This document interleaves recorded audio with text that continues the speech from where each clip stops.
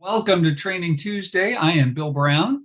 I am the Director of Innovative Evangelism, and we welcome our siblings from the Baltimore-Washington Conference and the Peninsula Delaware Conference as we come together tonight to learn about how we can multiply our impact and how we can measure what matters. We're joined tonight by Naomi Annandale. She works for Discipleship Ministries of the United Methodist Church in Nashville, Tennessee, and she's the Executive Director of Research and Strategic Evaluation. Sounds like you have people who like to come up with titles, as we have people who like to come up with titles here in our annual conferences. So welcome, Naomi. Just a couple of housekeeping items. If you have a question throughout the evening, please feel free to ask it in the Q&A. We'll get to as many questions as we have time for today. Also, there will be opportunities for feedback to occur in the chat. So when Naomi asks a question and says you can put your answer in the chat, that's when the chat will be open. So you might want to have your chat screen available throughout her presentation so that you can give feedback and interact as we learn tonight about measuring our impact. Before we begin, we also want to start with a word of prayer. So if you would unite your hearts with me as we come before God in prayer. Holy and gracious God, we give you thanks for gathering us together from around our annual conferences in various towns and cities and states we gather. We thank you for Naomi's presence with us tonight and for her insight that she will provide, and ask for your Spirit to be upon her and upon all of us, that you would give us insight, wisdom, and understanding. For behind all of the numbers we may discuss are people. And we know, oh God, that people matter so much to you. So be with us tonight as your people, as your children. We pray this in Jesus' name. Amen. Naomi, welcome. I'm going to turn it over to you, and I will keep an eye on our Q&A and our chat. So take it away. All right, great. Thank you. Thanks, Bill. Thanks, everyone, for being with us today. As Bill said, I work at Discipleship Ministries, where I direct research and evaluation, and measurement and evaluation are topics that I love. So I love to share about them with people. And just to give you a little orientation to what we will be doing tonight, we're going to be thinking about defining outcomes, measuring progress toward outcomes with simple tools, and reflecting on progress. Behind all of this is design principles. I think that probably many of you are familiar with the design principles of gathering inputs and ideation and reflection and revision. That's kind of behind a lot of what I'll be talking about. And my goal is that you walk away with some basic tools for measurement, assessment, decision-making. Before we begin, I do like to get a little orientation toward you all, and would ask if anybody has any thoughts about measurement that they could write in the chat. I'd love to see what kind of thoughts you have, experience you have, or feelings that you might have about measurement. It's not always everybody's favorite topic in ministry. And so I love to hear what's going on in your minds when you hear the idea of measurement.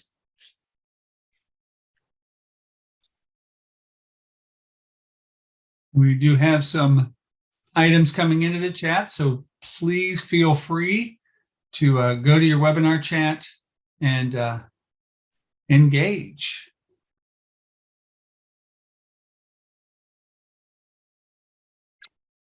Larry, I'd agree with you. I think metrics are really important. That's what we will be talking about. They can help us improve, help us grow. Yep, measurement for impact and for numbers.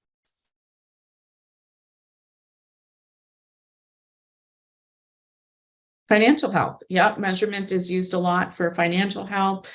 What you measure can make a difference. These are all really, really useful thoughts. Measurement for tracking outreach is a great one. Terrific. All right. Well, let's get started then, moving ahead. And I am going to share my screen so that you all can see.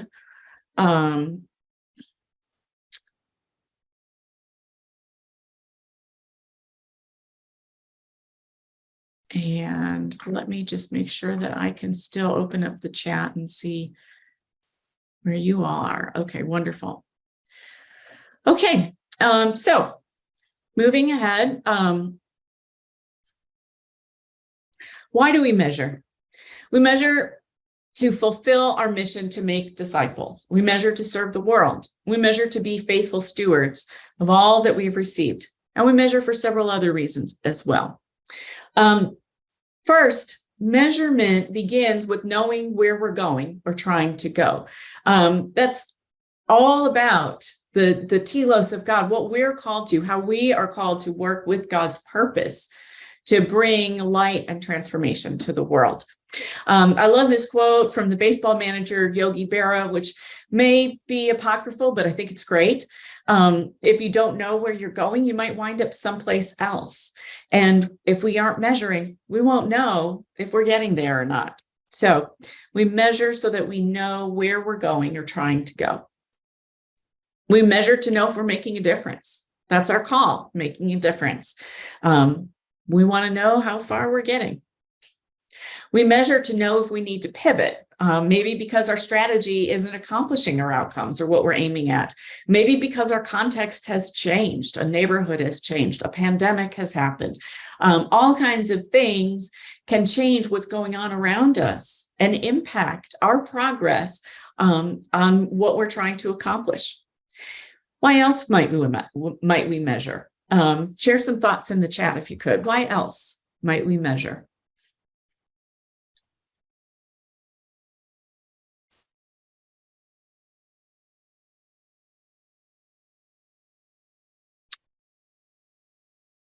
Great ideas. Yeah, providing the right resources. When we measure, we know if we might, be providing what's needed or not.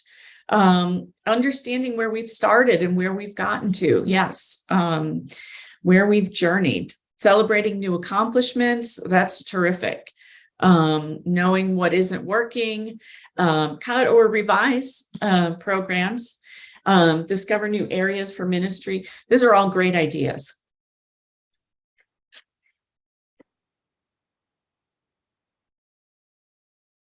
Wonderful. Great.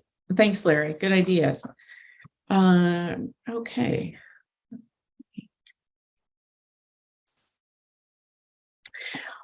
So how do we measure? I always encourage people to start with outcomes. You won't really know what you're measuring or why if you don't know where you're trying to be. And that's what our outcomes are. I'm going to kind of give you a general definition of outcomes, and then we'll go a little bit deeper. First, most generally, outcomes are change. An outcome is a specific, concrete change in someone, something, some things. It is a change that can often be measured or counted, and that makes a difference. We kind of tend to break outcomes down into a set of different types, and they often run along a rough time spectrum. So one type of outcome is a change in knowledge. People know something different. One is a change in attitude. They feel different. One is a change in behavior. They do something different. And another is a change in condition, that something is different around us. I'm going to go a little bit deeper on each one of these. So a change in knowledge, that is that somebody, that work that has happened has changed people's knowledge, their understanding of something. Sometimes it happens in a traditional way, like a classroom or a webinar. Sometimes it is less traditional, something like maybe an immersion experience, a group project, an experience in nature, but it's a cognitive change, what we know. A change in attitude has to do more with feelings, with commitments, with what we value, our loves, what's really important to us in life. I'd like to invite you to take just a minute. You don't have to write it down, but take a minute to think about a time when something has really shifted in your attitude. There's been a significant change in your own values or what your commitments are. That would be an attitude type of an outcome. Another outcome, the change in behavior. This is where we start getting a little bit further down the road from an activity. A change of behaviors, people are doing something different. That takes a little bit more work. It often takes a little bit more time than changing knowledge. So we often hope that changing knowledge may lead to changes in behavior, but it does often take some time. And it's simply that people have adopted a new behavior, or they've ended one that perhaps was hurting them in the past. A congregation or a community has started doing something different. And then sometimes that leads to our final type of outcome, our longest term one, which is a change in condition. A change in condition is sometimes an individual thing, maybe going from sickness to health or well-being. Often, though, it's organizational. It may be a church going from deep conflict to collaborative ministry. It might be a community that perhaps was suffering from violent behaviors, and where there's been a change that has brought peace to that neighborhood. That's a change in condition. It's one that is usually long-term and complex to achieve. But we are called to changing conditions. And the ultimate condition that we've been asked to change is the one that's right in our mission statement, the transformation of the world, right? When we are making disciples of Jesus Christ, we are aiming for that ultimate change in condition, world transformation. All right. So those were all kind of social scientific, education background, understandings of outcomes. But I love this one from Gil Rendell, who is one of my favorite person who thinks theologically about evaluation and measurement. And he says outcomes are those disturbingly clear descriptions of what we believe can be different if God gets involved. I think that what's one of the things that's important to note here is that God's getting involved. God's not doing it all on God's self, that we are working with God, but it's made disturbingly clear because of what we are committed to. So, moving into measurement, what do you measure regularly and why? Write that in the chat. Just take a minute, especially if you haven't written anything yet. What do you measure regularly and why?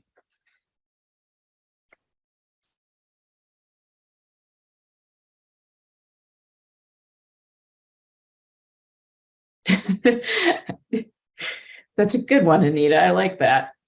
Yeah, attendance.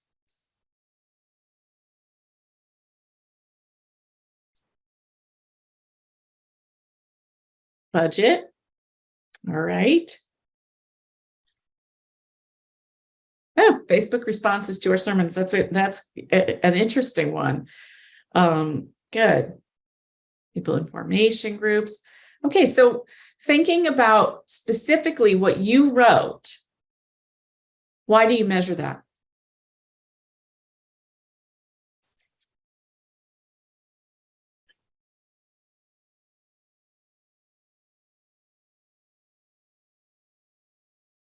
Measure what's important to us, because it can tell us something about the health of the congregation, to see progress, because we've been told it is what is important. Yeah, that is true.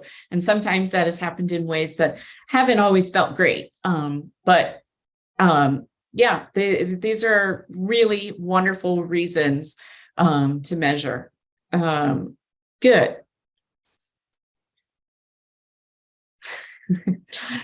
Yep, Anita, again, very good, very true. All right, moving ahead. Yes, right. I see that. That's a great analogy. All right. So as we begin to get a little bit deeper toward measurement, to set the stage, I want to share with you some ideas about a kind of a shifting mainline paradigm that I think is great. I really do. I think that one of the things that is happening in the church right now that is most exciting to me is that we are moving, I think, past that inherited paradigm where our outcomes, our ultimate, what we're really aiming for are more people and happy pastors. That's our inherited paradigm, and that's how we've kind of functioned for a long, long time. But what's, I think, is just terrific is that we are really shifting toward a more biblical paradigm where clergy and members are inputs. They're what make things happen, or can make things happen, or should make things happen. Outcomes are disciples with changed lives and a changed world. That's the biblical paradigm. That's what we're aiming for, not strengthening the institution, but changing the world. So, what are meaningful measures for ministry? What makes measures meaningful? First, meaningful measures reflect our values. Who are we as people of God? We are people who rejoice with Jesus over every person called to transformation. Remember, Jesus said, there's more joy in heaven over one sinner's rescued life than over 99 good people in no need of rescue. That's from Eugene Peterson's The Message, and I love the way he puts things sometimes. This is from the parable about the lost sheep. Yes, there were those 99 good sheep who were still in that sheepfold. But going after the one was really important because that was the one that could be transformed. Good measures, meaningful measures invite iteration. They're formative. They're meant to help us to reflect and, if necessary, to reassess and revise. You all have alluded to that in some of the things you've written in the chat. Meaningful measures focus on how far, not just how many. So what's the journey that we're called to take? Remember, Jesus called us to follow him more than he called us to believe him. He promised Simon and Andrew that he would make them new fishermen if they would follow him. And they didn't ask any questions. They simply dropped their nets and followed. How far? Not just how many. Meaningful measures show where we've been and where we're headed. We often celebrate growing numbers in our worship services and our offering plates, and that's great. We can and we should. But the real question is, how are those numbers making a difference for the kingdom of God? Remember, Jesus was excited about the widow who gave a measly 2 cents. Why? Because the big givers gave what they couldn't miss, what they wouldn't miss. She gave all she had. So what do we do with the phenomenal gifts we've received? Finally, meaningful measures are understandable to ordinary people. Everything we'll share today is manageable and usable within an ordinary congregation. How about you all? Anybody have any ideas about what makes for meaningful measures, or any questions about anything we've covered so far? Write in the chat or put the questions in the Q&A. What makes for meaningful measures?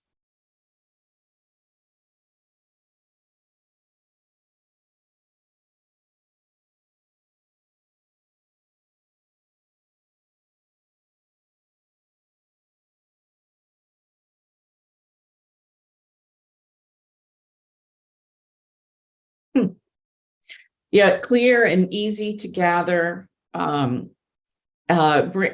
bringing the congregation in right. Yes, collaborative work with the congregation. That's great, really important. Understandable, transparent. These are really great ideas. Thank you.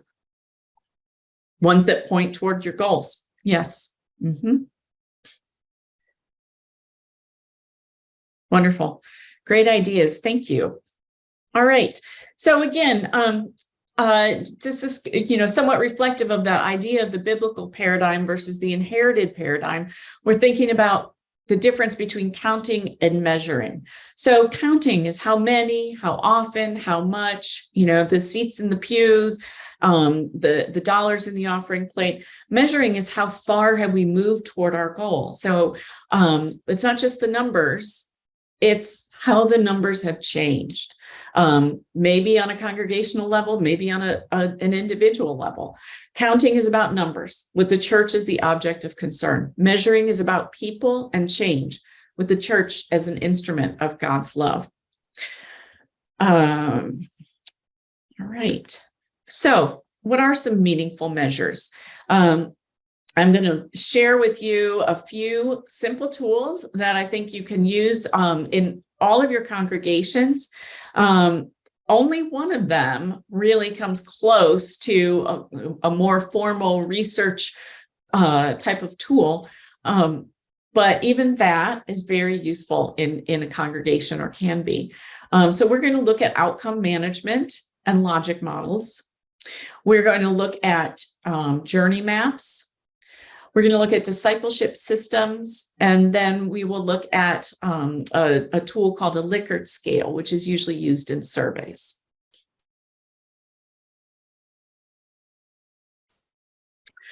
First, I love logic models. Logic models are a great way to tell a program's story visually for deeper understanding.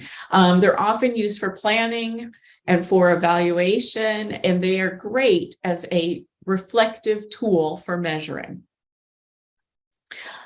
So what's a logic model? It's a tool used to visually organize a program. It shows a situation. It shows the desired outcomes and indicators for how we're progressing toward them. It includes the resources and activities necessary to make the outcomes happen. And it includes any assumptions or external factors that could influence results. They're a great tool for collaboration and reflection within a congregation, and they come in all different shapes and sizes. But overall, the basic point is those key elements that I just named. So, what are the key elements in a logic model? This is organized in a way that a logic model is often visually organized. It goes from left to right, but that left to right is simply because that's how we read and how we tend to visually organize in our head. If you're building a logic model, which I always recommend when you're starting something new, you start at the far right-hand side, or what should look like the far right-hand side for you, with your outcomes. So what are the changes that you want to make as a result of whatever it is you're doing? So name your outcome or outcomes, and then we go back to figuring out, okay, what can make that happen? We tend to look next to activities. So we know what we want to accomplish. What are we going to do to make that happen? What will that doing produce? And then at the far left, what are the things, what are the inputs or resources that are necessary to make it happen? I see a question from Michelle, and yes, I will. I'm going to move ahead in a minute to an actual logic model, and I'm going to share an example right now just with the sample generic one. We also, when we're building a logic model, we want to think about the context, what's happening around it, and then any assumptions, any kind of mental leaps between activities and outcomes. and audience. Who is the ministry for? Why this group? An example that I'm going to share relates to a church that recently, or not church, an organization that recently received one of our grants. Discipleship Ministries has a couple of different grant programs. And for this grant program, it is a Native American group that wants to train young adults, or to have young adults as new leaders in their community, in their organization. And for those young adults to be able to incorporate their Native traditions and perspectives in their leadership practice. And so they got a grant from us to work on that. Their outcome is new young leaders who reflect Native traditions in their work. Then they needed to think about, well, how can we do that? What are the practices or the activities that could make that happen? And they are planning things like spiritual immersions using Native practices, cognitive didactic content to teach those traditions, and some other things. And that will produce a certain level of knowledge that will hopefully then lead to leaders able to reflect those elements of church leadership and Native traditions. The inputs, what's going to go into making that happen, are things like, some of them inputs are often really basic, things like a space, money, time, people with knowledge, in this case, knowledge of stories and traditions and experiences. It can be as basic as transportation and food, anything that's necessary to make an activity happen that will produce an output that will lead to an outcome. Context for this Native American group is, the experience of oppression and suffering that Native peoples have had, decline in young leadership in their community. And the kind of growth of a desire to improve that situation. The audience is, sorry, I'm getting distracted by the chat. The audience is the young people, but it's also the community that will receive them as leaders. And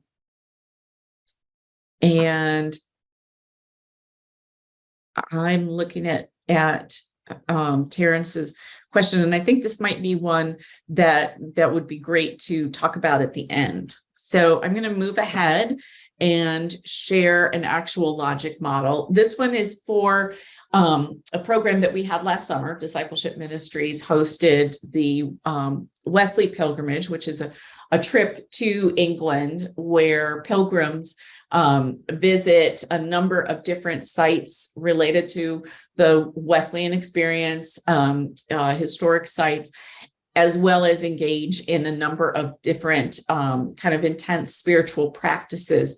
The goal of this, the goals are listed in the group of outcomes, short-term outcomes and long-term outcomes. So when we were thinking about this program, thinking about evaluation for it and planning, first we thought about those outcomes. What do we want to accomplish? So this can be a little overwhelming because this is kind of a big logic model and there's a lot of text, but I'm just going to grab a couple of outcomes and then work backward from the outcomes to what went into them. So I think that we'll start with the top one. One of the outcomes desired for this program is that participants would walk away with an action plan for their ministries that would reflect the experience of the pilgrimage.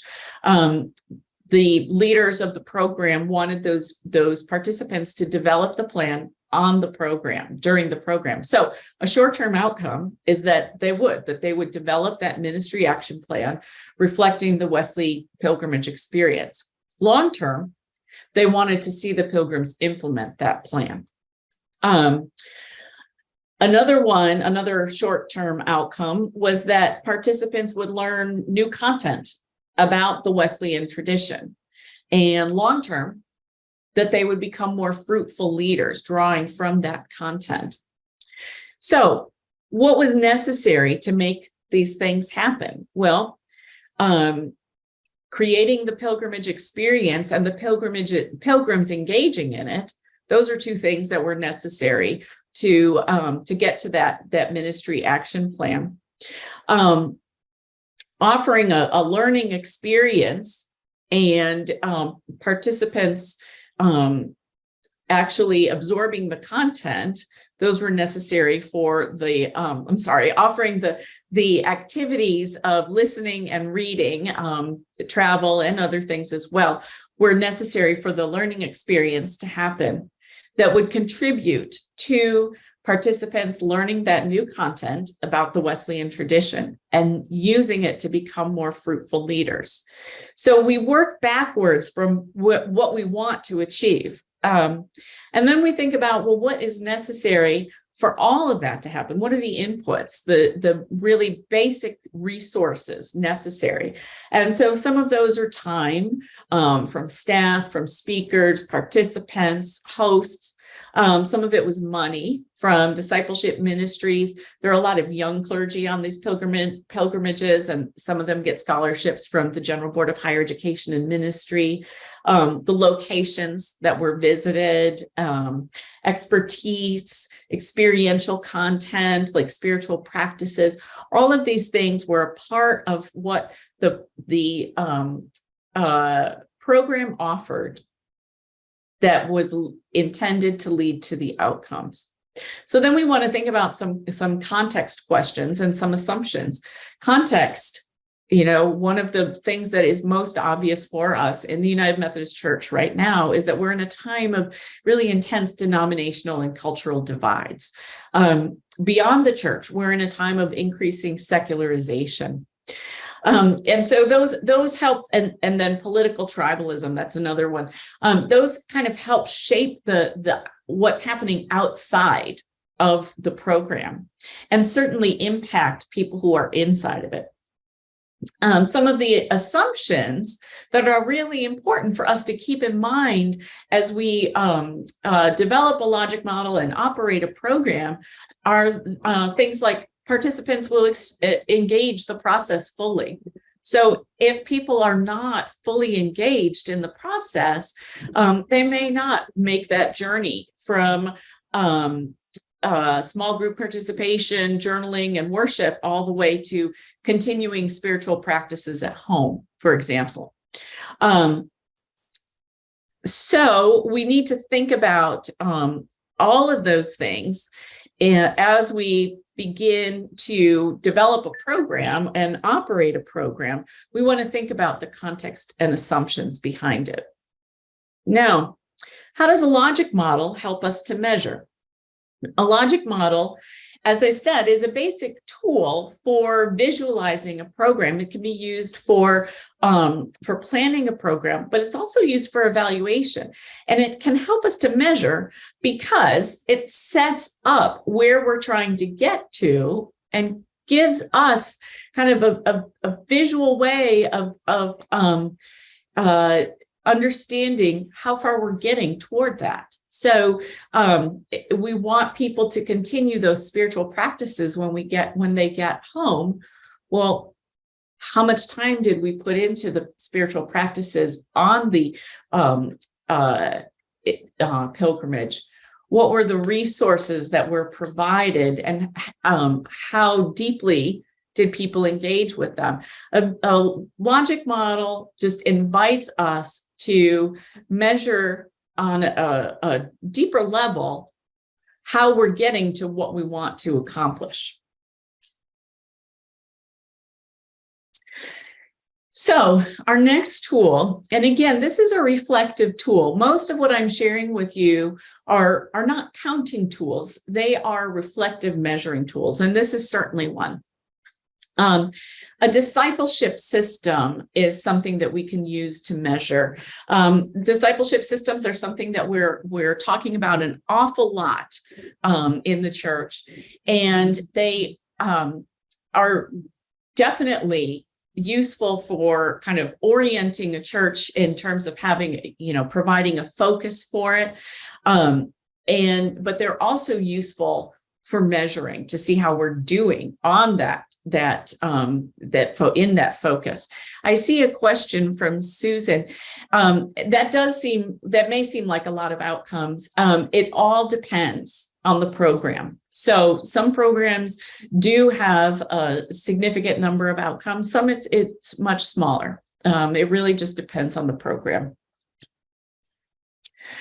So here's a sample of a discipleship system. This is adapted from the work of Phil Maynard. Probably some of you have heard of him, heard about his work. And I like this because it sets up kind of some of the what we would think of as major elements of a Christian life, engaging in worship, living in community, Christ-like behavior, etc. And then places them on a grid of that shows movement, that idea that I talked about earlier, that idea that we are called to movement, not just to being in one place. So if we're thinking about community, for instance, somebody who is early in their journey might simply be searching for genuine community. But as they begin to explore, they begin to feel more drawn to followers of Jesus and feel warm acceptance from them. As they are moving forward a little bit more, they might move from receiving hospitality to offering it. And so you can see it's a process, it's a journey, it's a measure of distance. How far are we coming in these areas? And so as a tool within a congregation, it can be really useful to simply ask, well, where are we on this? How, if we have 100 people in our congregation, maybe what percentage of them do we see as being in exploring stages? And which percentage do we see as being in beginning stages? And then it's a dynamic tool. It's one that we visit and revisit, because our goal is that there's movement, right? That we don't have people who are exploring and they stay exploring. We want to see them move along. And so paying attention, reflecting on what's happening in the congregation, and talking to people, listening to our people, that's how we can know what type of movement is happening. And that's where we can really get some measure of transformation.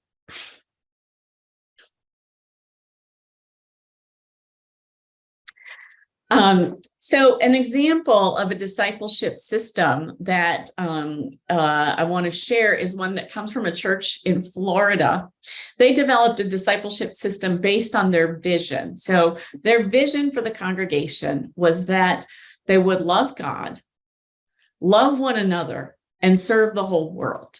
And their main outcome was growing the kingdom.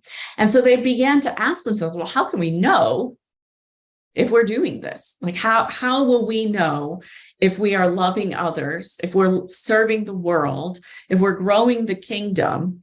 And they realized that they needed to pay a lot less attention to doing things like counting people in pews, and a lot more attention to what they were doing outside of the church. What were the connections that they were making? So rather than expecting people to come to their church, they expected that they would need to take the church out to the world. And they began their measurement by thinking about how many times they had engaged with their community, in what ways, how many people were involved in that engagement, how many connections were made. So those are numbers, but they're numbers that are part of a larger measurement of transformation. How far are they going in their deep connection with the world that can contribute to their vision? They use the discipleship system to do that. So how does a discipleship system help us to measure? We can see how many people are in a given stage on the journey, and we can see how much movement is happening in the community as a whole. Another tool I want to share, and this is one that often comes up in marketing and other types of business applications where there's connection with people and a desire to know people and understand behavior, are personas and journey maps. And we're going to really focus on the journey maps. So a journey map visualizes the journey that a person or a group is taking to achieve a goal. It assumes that we have to account for the rational, emotional, spiritual, sensory layers of human experience to understand a person or group's journey. And it allows us to build empathy for those being served, to understand where they are, where they've come from, and how their journey intersects with ours. It helps us to see pain points and strength areas in a congregational system. And it can help those who focus on one area of discipleship see the whole system. So what does this look like? Well, we can begin by mapping or listing, describing all the ways that a person might engage with a congregation. And then we might ask, well, what will that be like? So what calls for assessment? Maybe awareness of a congregation. You're in a neighborhood. Who's aware of the congregation? How many people? How do you know? What does that awareness lead to? Maybe generosity. So you're paying attention to giving in your congregation, and you're asking yourself not just who's giving how much, but what are the factors that are influencing one person's or the whole congregation's approach to giving, and how can we influence those factors? You're thinking about professions of faith, not only as, just numbers that you're going to put in your statistical reports, but what was the journey that led somebody to appear on your doorstep and ultimately profess their faith? What brought them there? How is that connected to who you are as a congregation? What does that mean for how you can intersect with the world? So again, it's a reflective tool. We think about how we can envision all of these ways that congregations may engage with people, with themselves, and with people outside the congregation. We think about how we can envision those as journeys, and then use that to inform our own work. How can a journey map help us measure? When we know how people encounter our ministry or church, we can more easily understand the factors that impact or that we can impact that shape that experience. For example, how many people have we invited to worship this year? How often have we talked with our neighbors about their lives? How much work have we put into learning about our context for ministry? How many people have we invited to increase their giving? How much time have we invested in leadership training? In short, we want to think about not just the numbers that indicate growth in a particular area, but what we as a congregation have influence over, and then we measure that. Our final tool is the one that comes closest to a more formal research tool, but it's very usable in a congregation, and that is a Likert scale. It's a measure of perception.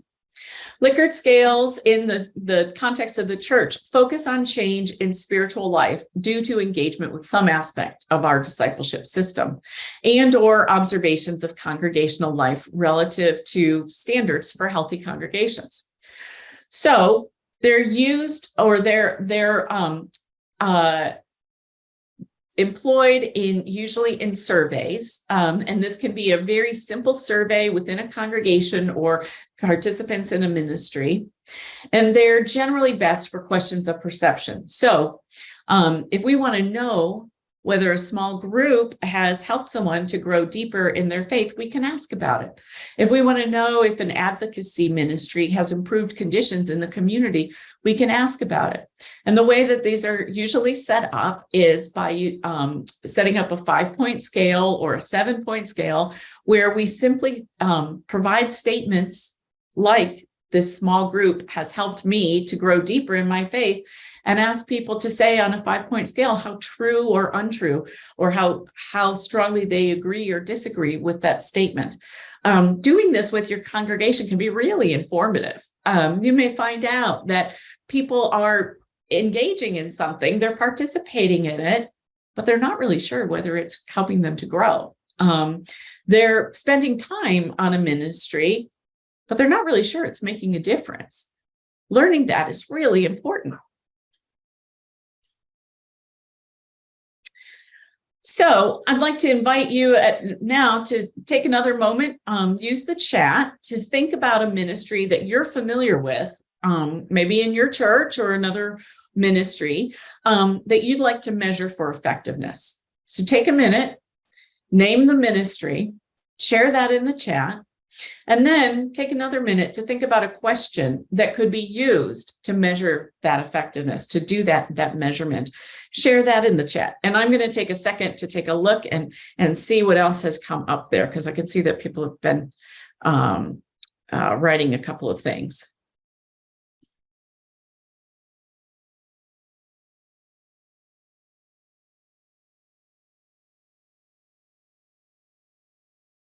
Michelle, I'm going to want to hear about the UTFT grant. So that will be really helpful. Thank you.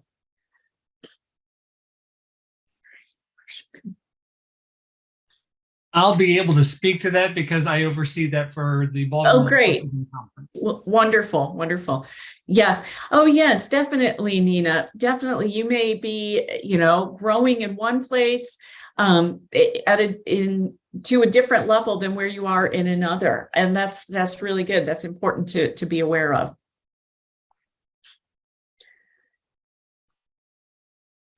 Terrence, definitely. There needs to be a vision that is shared, communicated, where there's buy-in, agreement.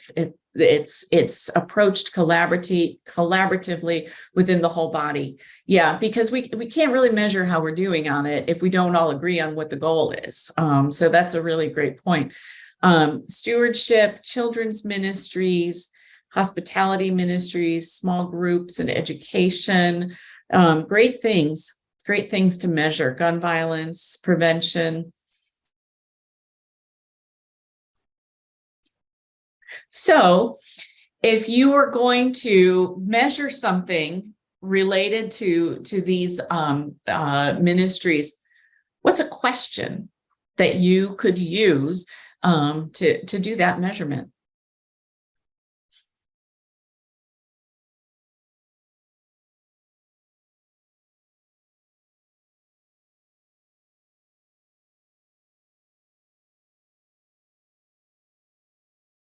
Lay servant engagement. Okay, well, Larry, those are great examples. Thank you. Yeah, so engagement is, we want people to be deeply engaged. What does that look like? Well, you've come up with some ideas. Engagement can look like preaching, service, worship, leadership in worship. And so then counting those items is meaningful, and then putting them in the context of what we're ultimately aiming for. That's what makes it measurement. So that's terrific. How engaged are you in gun violence prevention efforts? Yeah, that's a good one. It's more reflective and something that could be presented in a Likert scale type of survey, where you can ask somebody simply, just put the question in as a statement and say, I feel deeply engaged in gun violence prevention, or even I have placed a lot of effort or emphasis on this in my life, things like that. So yeah, very good. Great. Yeah, Michelle, I like that one. Very good. My faith has increased through building quilts for others who need support. And then strongly agree, neutral, disagree, strongly disagree.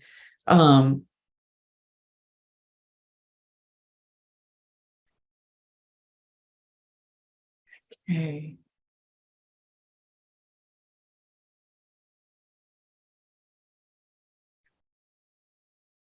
Mm-hmm. So 24/7 food pantry, that's a really interesting idea. Set out a form that asks people how often they come for food. That could tell you a couple of things. It may tell you about the need in your community, and it may give you an idea of how significant the work of the food pantry is in, providing sustenance for the families, depending on how often they are there. Great question, Terrence. In what ways are you putting the lessons learned into everyday practice? And the way that could be phrased for a Likert scale type of survey is simply, I frequently put the lessons learned in my Bible study into practice, or I consistently put the lessons learned in my Bible study into everyday practice, and then ask people, how strongly they agree or disagree with that.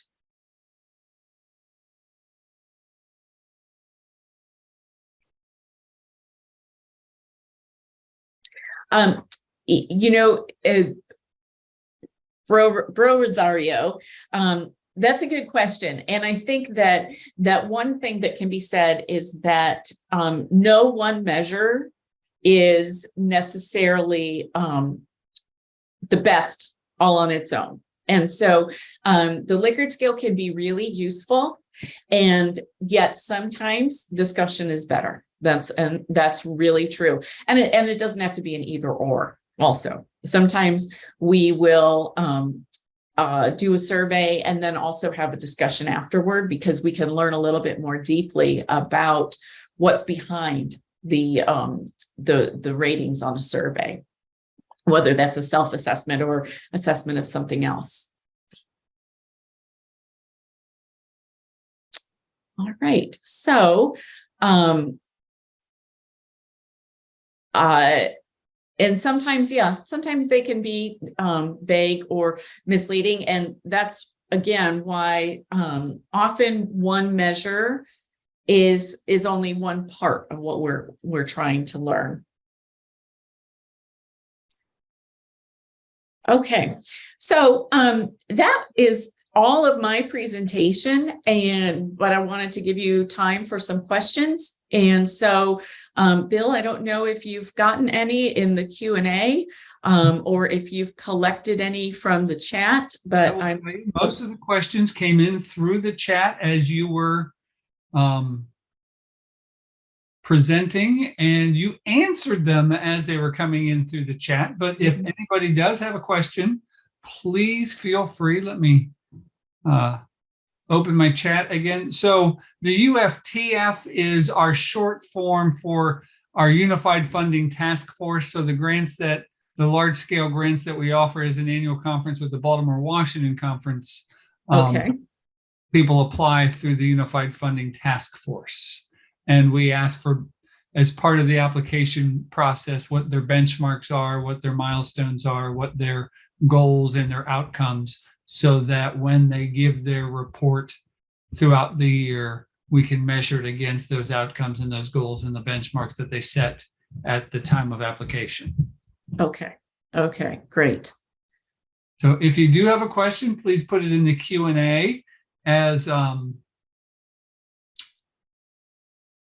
let's see. Okay, some people are in the chat. So let's go with one from Susan. Would it be appropriate to use the discipleship system chart as a quote, "Where are you?" for members of the congregation?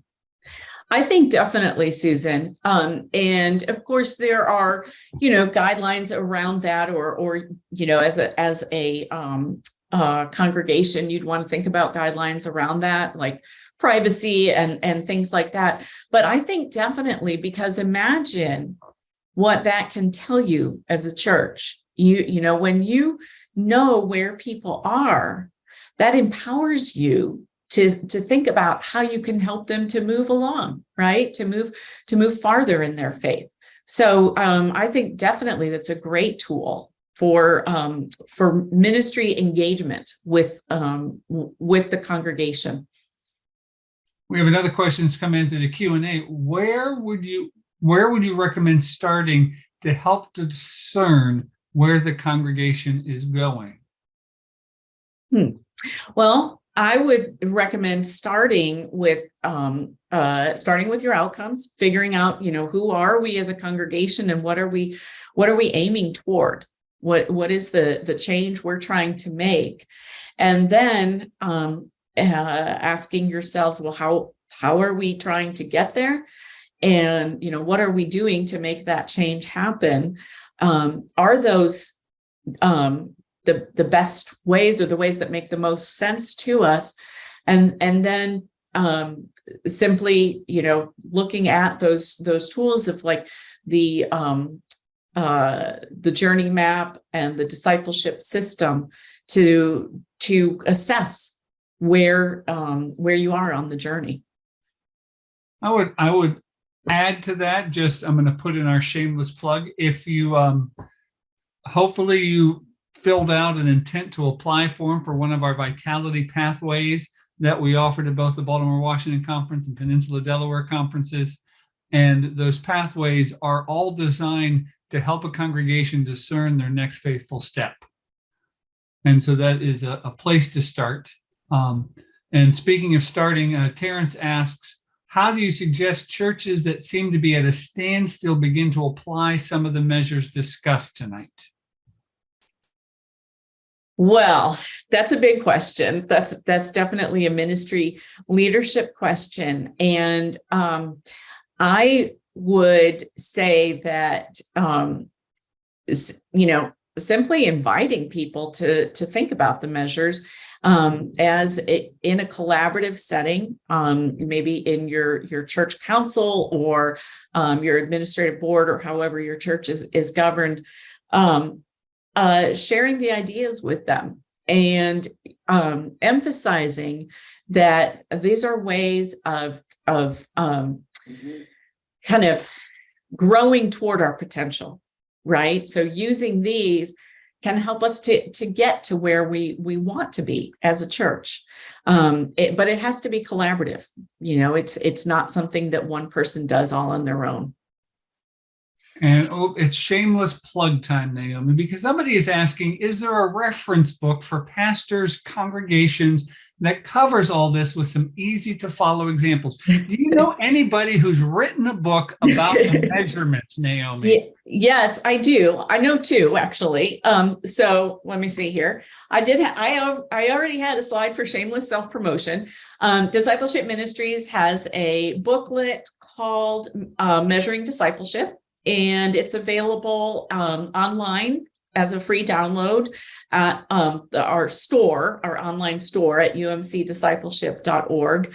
And then I also, or you can order hard copies for people who still like hard copies.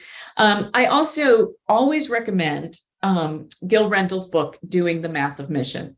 It is an excellent book, and it's what kind of really turned me into kind of a huge fan of measurement and evaluation. Doing the Math of Mission by Gil Rendell. And I can ask Bill to send out, when you send my slides, Bill, maybe you can send something that references that. We will post that. We don't, just so people know, we don't email because we don't like to spam people. We don't email all this. It will be posted to both annual conference websites. And I'm looking for the book that you wrote on the store now. What is the title again of that? It's called Measuring Discipleship. because I can drop that in the chat real quick. Oh, great. Okay, great. Thank you. So, I'm going to address a couple of the other questions while Bill is doing that. Let's see. Anne, how do some of these ideas apply with regard to measuring community impact or outcomes for people beyond our congregations? I think that's a great question. So one of the places that you would want to start is asking yourselves as a congregation, well, what's the difference that we want to make outside of our congregation? And then using the tools of the logic model, the journey map, the Likert scales, using those to see how you're doing. And some of that can involve more traditional evaluation practices. There may be, numbers to count, but it also can simply be looking at that journey that somebody's taking. Maybe your church is offering a program to help young people who are struggling in school. And so using the journey map, you can think about, well, how are we connecting with those young people, asking them how their experience with maybe your tutoring program is impacting them, things like that. So it's very dependent on the particular outcome, but they can certainly be translated outside of the local church. For those who may not have seen it yet, we did put a link to Naomi's book in the chat. Also, as we're waiting for if anybody else has any other questions, I'm going to pour a little water on the fire that you've ignited tonight, but it's a good thing. So Naomi's talking about some new and exciting and some vibrant ways to do some measurements. But we all know that come January, we have to start a statistical report gathering, and some of those measurements aren't as always exciting as what Naomi's presenting tonight. But to help you navigate this year's statistical reports, we're having another Training Tuesday coming up on December 13th. Because we're moving to a new platform for statistical reports, you'll want to sign up for that Training Tuesday. I'm putting the registration links in the chat. If you're a Peninsula Delaware conference, there's one link. And if you're in the Baltimore-Washington conference, there's a different link. It's for the same Training Tuesday, but we have our own, each conference has our own registration portal. And so you'll want to sign up to learn about the new statistical report training so that we can begin to gather some of the measurements that we're currently using. And so I guess my question would be, Naomi, to bridge that gap, how could you take what we're currently measuring as a denomination and that what we request on statistical reports, how do you take that information and apply it to some of the new metric systems that you've shared with us tonight? Mm-hmm. Yeah, that's a really good question. So I think, again, what I would want to think about is change. When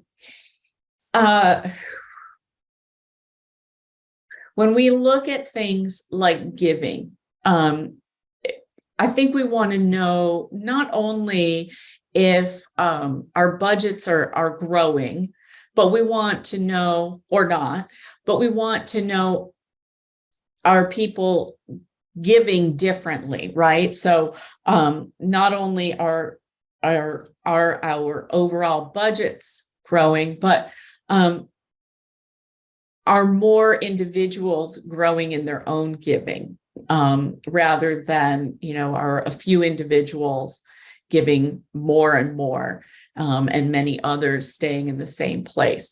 And so those, something like that is not something that really goes into those tables, but it's an important measure, I think, within the congregation for leaders to be aware of.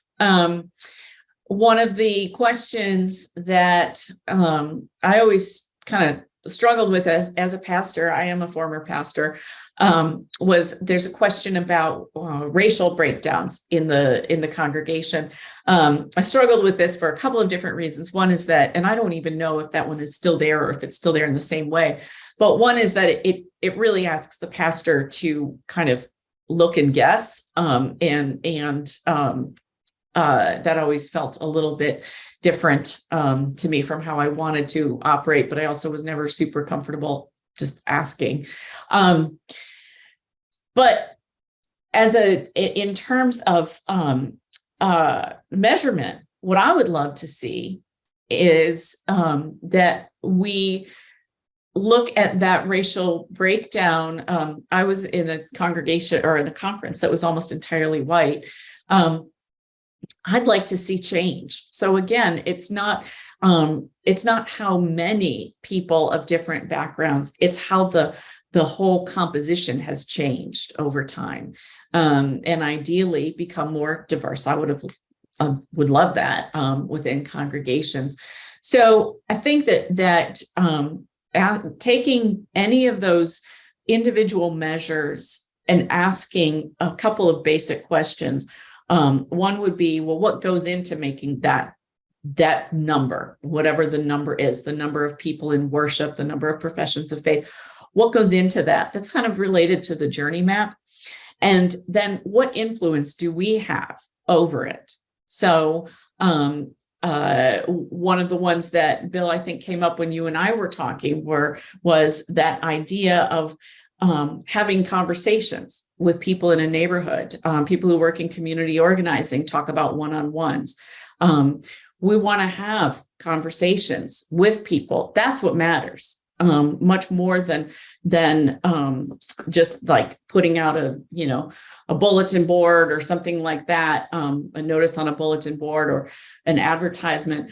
A number that can contribute to our overall worship attendance might be those one-on-ones. So we think about, well, on the reports, I've got to put, the number of people who are in worship every week. But for me, in my measurement, I'm thinking about, well, what's the journey that brought somebody to church, and where do I have influence? And one of the places we can have influence is in making relationships, building relationships. So those numbers of conversations, one-on-ones with people, that's an important measure. Yeah. Couple questions that have come in. Do you have any New Testament examples of Jesus using measurement tools to increase the effectiveness of his ministry? I saw that question and I was kind of hoping to avoid it, to be totally honest. But I was thinking, as it came in, I was thinking about at least the number of times a New Testament writer would recall the numbers of people gathered for the feeding of do we know how many? Well, 5,000 plus women and children. The number of disciples who were sent out, 72 by 2. So those numbers must have been important for tracking something. They were, yeah. And, and I brought up the example of Simon and Peter in the context of saying, our question is often not just how many, but it's how far, right? So Jesus was asking them to go on a journey, right? To progress farther forward. He only called 12 disciples, but he wanted them to go pretty far. So I think I really like that one as an example of thinking about numbers in the New Testament. And I know that there are more. And so I'm going to think about that after we finish today. And you've really got me the wheels are turning in my mind at the moment. So thank you. Somebody's already downloaded and read your whole book because they said in your book, you asked, quote, what would it look like in 3 to 5 years if we are faithful and fruitful? Are there any examples of a church that has done that has answered that question? That's a good question.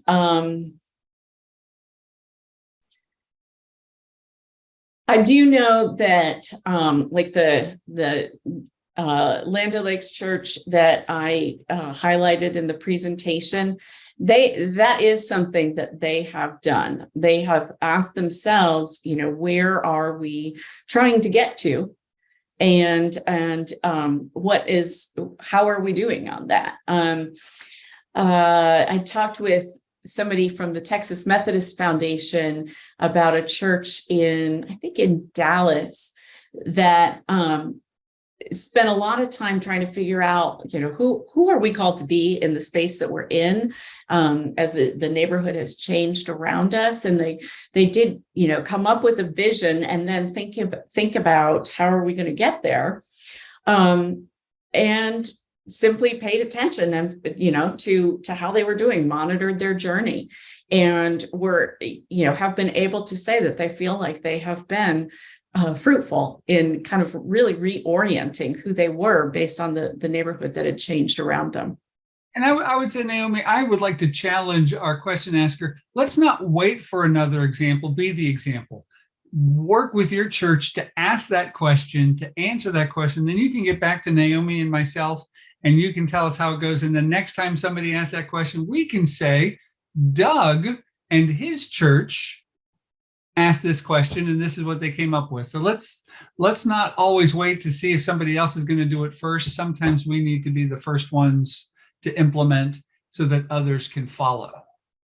Mm-hmm. Yeah, that's a really good point. And I will want to hear that, because I always like to hear examples. So yeah. Thank you. Doug, I am a troublemaker. You are welcome. This is what the game show host gets to do. Judith asks, how can we ensure that we're getting feedback from our congregations when those who respond to surveys or meetings tend to be a small group of committed individuals who choose to attend a meeting or respond to the survey? How do we reach a silent majority? Judith, I think that's really interesting. Response is a perpetual challenge for people who do research, who do evaluation. So you're hitting on something that's really real. But I would be, you might be surprised at what can happen with a really relational, personal outreach to somebody to ask them to provide that input. And that's where, sometimes it is a conversation rather than a survey or a discussion, a focus group or something like that. But a relationally presented personal invitation for a conversation that often is received much more readily than a blanket survey that's sent to everybody. Now, I'm gonna have to interpret tongues a little bit.